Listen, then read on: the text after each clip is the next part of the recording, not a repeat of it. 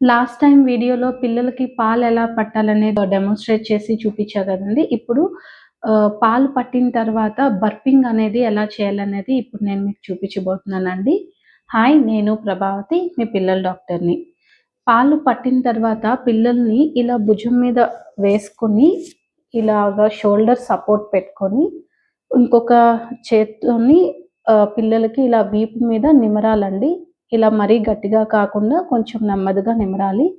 ఇదొక టెక్నిక్ అండి.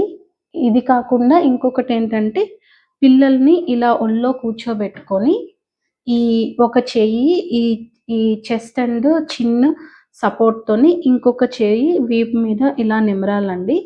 సో, ఇలా చేసేటప్పుడు మనం థ్రోట్‌ని ఎప్పుడూ క్లోజ్ చేయకూడదు, పుష్ చేయకూడదండి. ఓన్లీ ద చిన్ అండ్ ద చెస్ట్ పట్టుకొని సపోర్ట్‌తో వెనక ఇలా వీపు మీద నిమరాలండి. ఇలా బర్పింగ్ చేయడం వలన ఏంటి ఉపయోగాలంటే, పిల్లలకి ఇలా బర్పింగ్ చేయడం వలన లోపల పాలతో పాటు గాలి కూడా మింగేస్తారండి. ఎప్పుడైతే మనం బర్పింగ్ ప్రాపర్‌గా చేస్తామో దానివల్ల గాలి బయటకి వచ్చి పిల్లలకి వామిటింగ్స్ అనేవి తగ్గుతాయండి. నెక్స్ట్ ఈ బర్పింగ్ ఎప్పుడు చేయాలి? పాలు పట్టిన ప్రతిసారి చేయాలండి. అండ్ ఎంతసేపు చేయాలి? ఒక 20 మినిట్స్ టు 30 మినిట్స్ చేయాలండి. సో, ఈ జాగ్రత్తలన్నీ పాటిస్తారని అనుకుంటున్నాను. Thank you. Thank you so much.